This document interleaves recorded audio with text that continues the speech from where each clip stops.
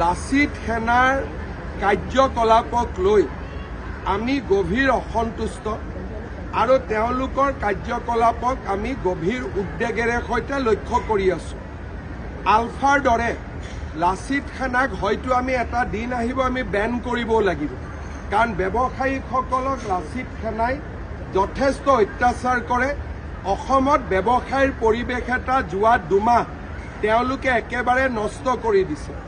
আৰু যোৱাকালি লাচিত সেনাৰ এগৰাকী কৰ্মকৰ্তাই অসমৰ আই মাতৃসকলৰ প্ৰতি যি অপমানসূচক মন্তব্য দিলে, তাৰ বাবেও মই ইতিমধ্যে আৰক্ষীক সেই ব্যক্তিজনৰ বিৰুদ্ধে কঠোৰ ব্যৱস্থা গ্ৰহণ কৰিবলৈ নিৰ্দেশ দিছোঁ আৰু এই ব্যৱস্থা সঁচাকৈয়ে কঠোৰ হ'ব। সেইটোকে শব্দ মোৰ মুখেদি নোলাব, কিন্তু সেই ব্যক্তিজনৰ বিৰুদ্ধে সঁচাকৈয়ে কঠোৰ ব্যৱস্থা ল'বলৈ মই আৰক্ষীক নিৰ্দেশ দিছোঁ।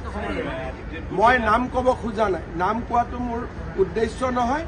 যোনে অসমীয়া মাতৃৰ বিৰুদ্ধে বেয়া শব্দ প্ৰয়োগ কৰিছে তাক মই মানি ল'ব নোৱাৰোঁ। আৰু এই ব্যক্তিজনে ক্ষমতা কেনেকৈ ব্যৱহাৰ কৰিব লাগে তাক শিকিব লাগিব, আৰু সেইখিনি শিকাবৰ কাৰণে যি কৰিব লাগে চৰকাৰে কৰিব। বেন কৰাৰ হয়তো শব্দ এটা লিখিব যে এনেকৈ যদি ধন দাবী কৰে, এনেকৈ যদি এক প্ৰকাৰ দেশৰ অৰ্থনৈতিক বিকাশত বাধা আৰোপ কৰে, তেতিয়াহ'লে ডেফিনেটলি এটা সময় আহিব য'ত আমি গোটেই সংগঠনটোৰ বিৰুদ্ধে ডাঙৰ ব্যৱস্থা ল'ব লাগিব।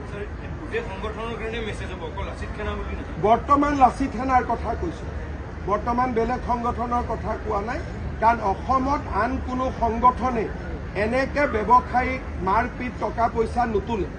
এইটো ক্ষেত্ৰত তেওঁলোকে ব্যতিক্ৰম।